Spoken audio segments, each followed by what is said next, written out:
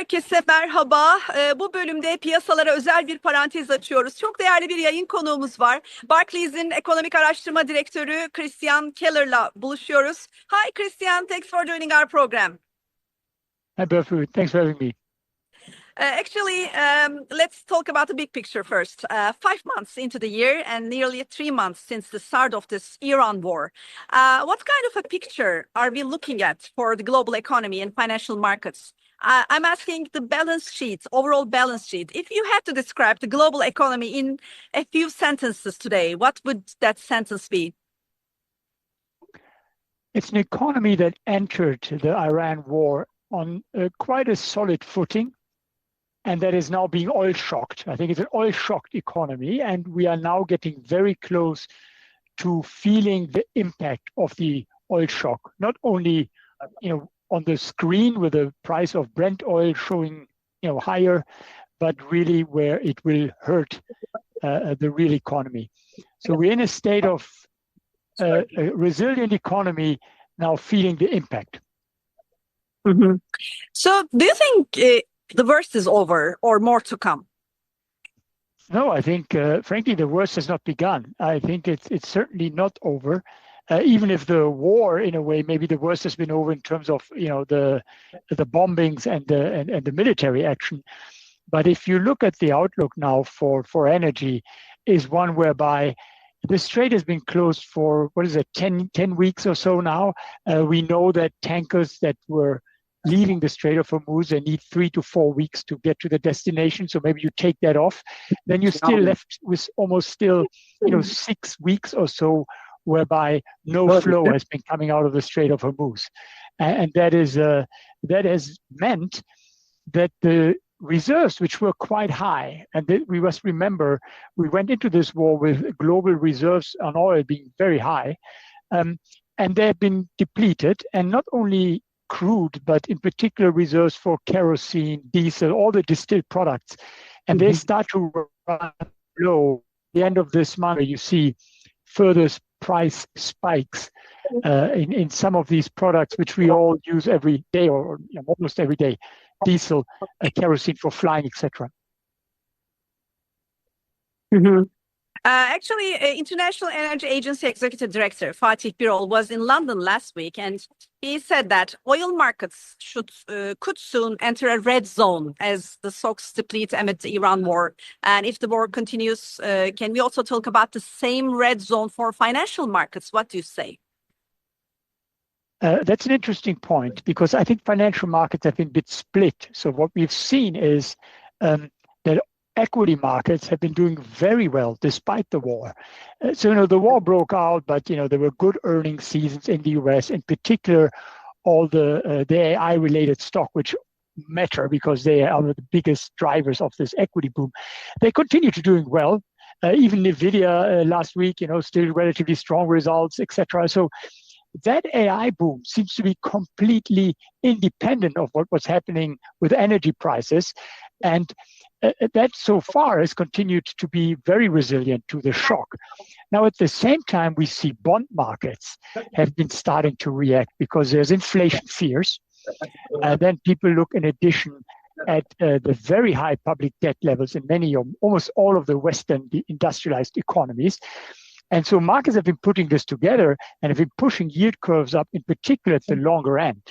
And then you add a little bit of, idiosyncratic country-specific risks. UK, where I'm not right now, obviously has a prospect of a leadership challenge, etc. And that has put a lot of pressure on yields at the long end, which in some cases have been the highest for decades. So you see this bifurcation of a very robust equity market, seemingly not caring about what's going on with energy, and then a fixed income market, particularly government yields markets, that is becoming very sensitive to this. And typically, I would say, you asked me about could there be a red zone? I think it seems to be inconsistent. So either this resolves and the bond market starts to relax, or the bond markets continue to be, in a way, upset. And you would think at some point the equity market has to react as well. So there is a decoupling among the different instruments of the financial markets. We can see that when we talk about the risks for the markets, people usually tell about the inflation fears, the rising bond yields, the AI bubble, and the risks surrounding private credit funds. What else would you add to that list? And which risk do you see as the most dangerous one? Well, at the moment, I do think, without repeating it too much, but I think, look, this is an enormous shock to energy, and in particular to distilled products. You could go even beyond. It's a shock to fertilizers, that will influence, for example, food prices beyond the next few weeks and months. It could influence harvests in 2027. So there's a lot of speculation already whether there could be higher food prices because of the shortage of fertilizers, etc. I think there's still a primary shock. And then from what triggers from this is central banks that now have to hike rates, even though they would not want to do this, given that the economy is becoming weaker. But because inflation is moving and they're afraid that it may disanchor or unanchor inflation expectations, you probably see the ECB hiking rates, even though the economy is weakening. And what we have observed in the last few weeks is a very interesting development in the Fed expectations from pricing in cuts for this year towards pricing no more cuts and even starting to price hikes. And I think that will be very crucial to watch, whether the market at some point starts to properly price hikes, maybe even this year for the Fed. I think that could be a very disturbing moment for financial markets. Do you call this risks for these central banks as stagflation risk? Because, as you say, this is a two-edged sword. On the one hand, the economies are slowing down, but on the other hand, there's a big inflation fear stemming from this food prices and everything. So, how do you think the ECB reaction, the Fed reaction, the UK Bank of England reaction will be, and how do you think these central bank reactions will impact euro-dollar parity? Well, first, I would notice that it's interesting that the dollar has not been a lot stronger. If you think that we have a situation whereby, there's already an interest rate differential in favor of the dollar, we have an oil price shock, which is clearly very negative for Asia, very negative for Europe, while it is for the US kind of neutral. The US consumer doesn't like a strong oil, but the US is now a net or even a slight positive exporter of oil. So you would have expected in normal times that to lead to a much stronger dollar. The fact that it doesn't happen or hasn't happened, I think, is already a sign that there's a lot of diversification out of dollar. People don't sell dollar assets, but they are very wary of how many they want to add. So I think, if anything, over time, I think the dollar will weaken. This may not be linear. We may even see a sign of where, in times of extreme risk aversion, it may still strengthen. But over time, I think this is still a trend towards a weaker dollar. Mm-hmm. So what is your year-end euro-dollar parity expectations and growth expectations for Europe as well? I'm asking this because, Europe is Turkey's largest trading partner, and I wonder how badly has Europe been affected from this Iran war, and if energy costs remain structurally higher, can Europe remain competitive still against US and China? Because we're also talking about all the time the fact that Europe is lagging behind. Well, I think our forecast for end year a dollar euro are not that exciting. I think 118 or so. So there's not a large move in a way forecasted from our strategists.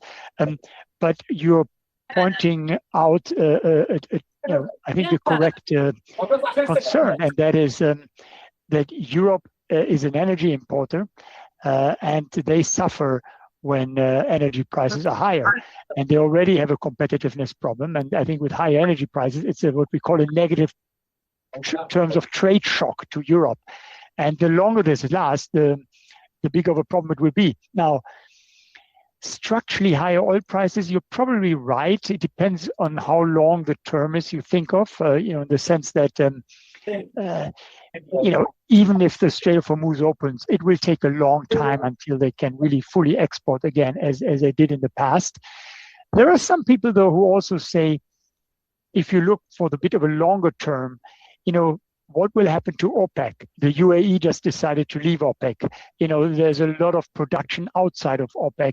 If the cartel no longer keeps control on production, could there be a phase where actually there's going to be a lot of oil production once, the Strait of Hormuz opens and all these Gulf states come fully back on stream?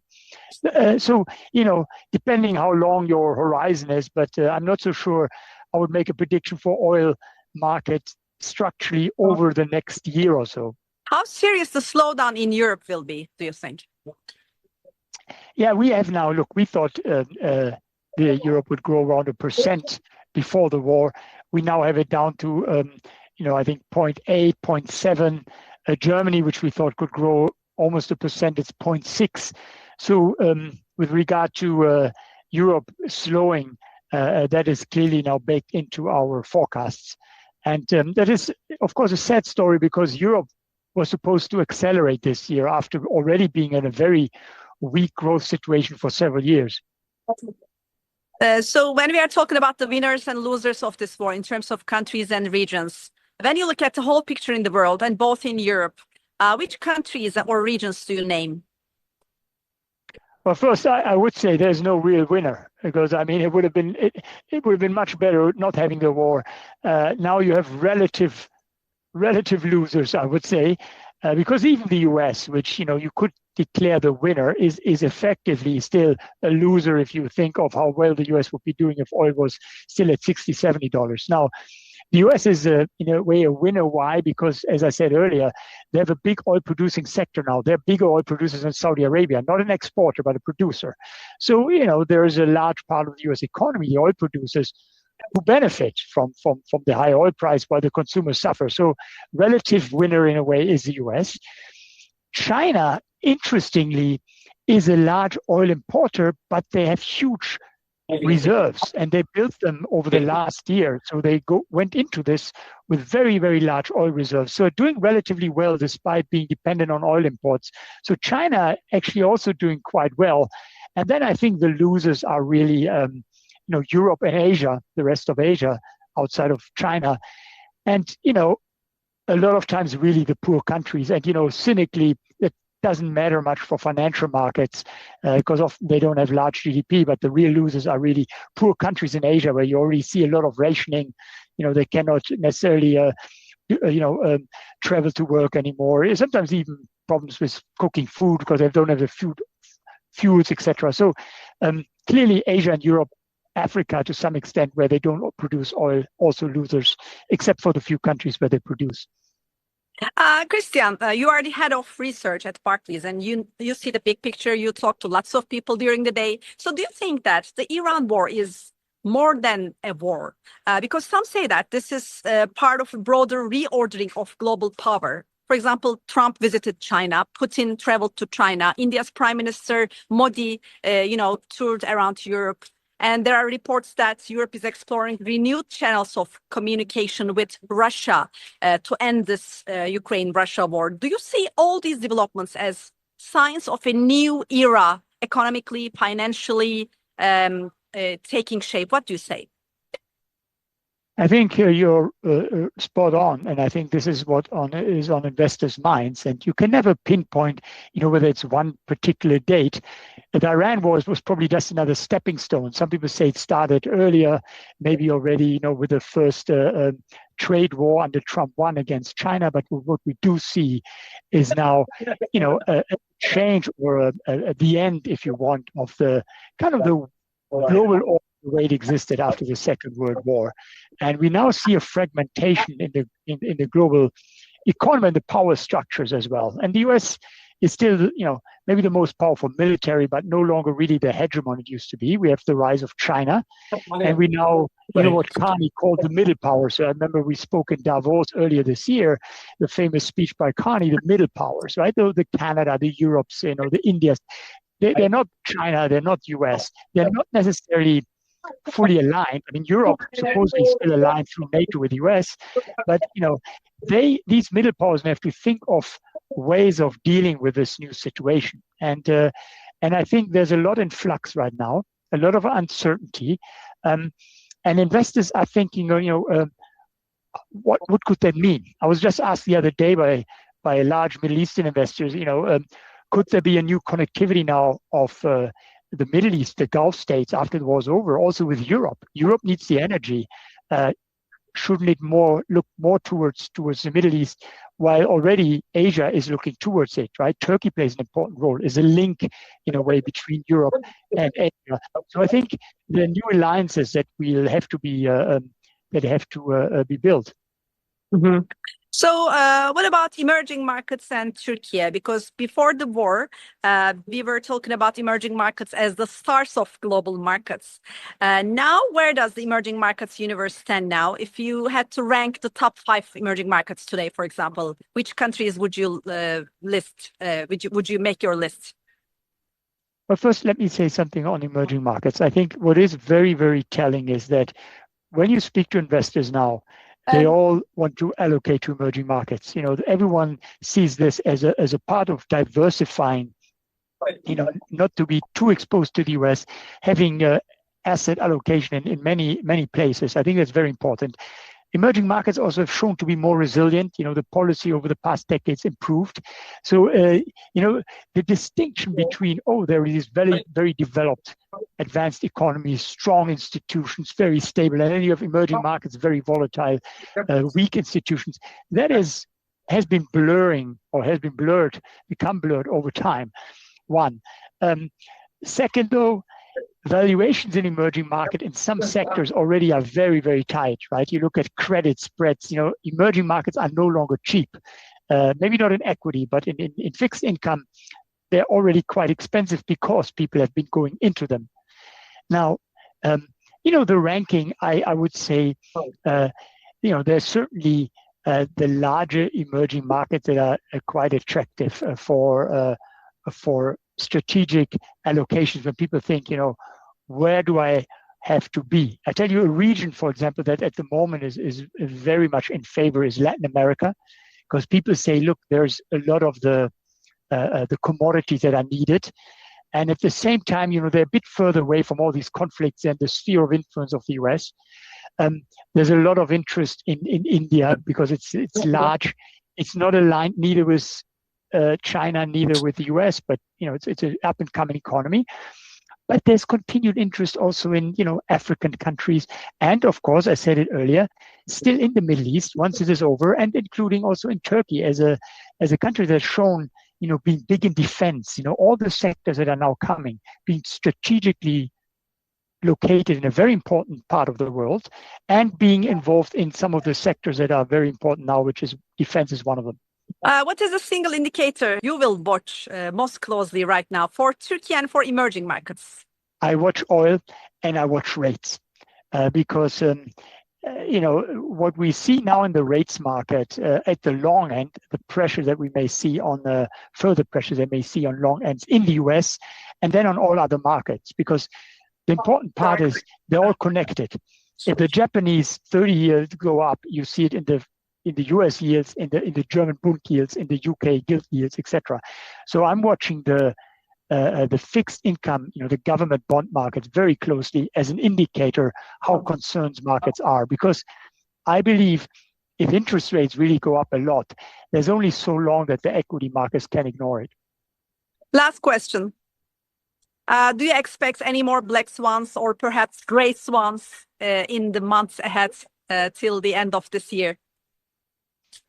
Well, one answer would be, the black swans you never expect that, because otherwise there wouldn't be a black swan. But I think there have been a lot of geopolitical risks, that are very difficult to anticipate. For now, I think the one swan that we have that's swimming in the Strait of Hormuz is a big swan to watch. And, the way this develops remains for me the crucial topic. There's always, I know, Taiwan, etc. I do think these things are a bit further out. Follow Hormuz, what will happen there in the next few weeks will be crucial. Yeah, the unconditional reopening of the Hormuz will be very critical from now on to watch. Christian Keller, thanks for joining our program and making this time for our program. Thank you. Thanks, Berfu. Good meeting you. Good seeing you again. Evet, Barclays'in ekonomik araştırma direktörü Christian Keller'la buluştuk. Özellikle ekonomide bu yılın 5 aylık bilançosunu çıkardık ve önümüzdeki aylara ilişkin beklentileri de konuştuk. Özellikle enerji piyasaları, Hürmüz'ün durumu çok çok kritik olacak ve tahvil piyasalarını çok yakından takip etmeye devam edeceğinin de özellikle altını çizdi. Biz bu notlarla sözü İstanbul'a tekrar devrediyoruz. Şimdilik hoşça kalın.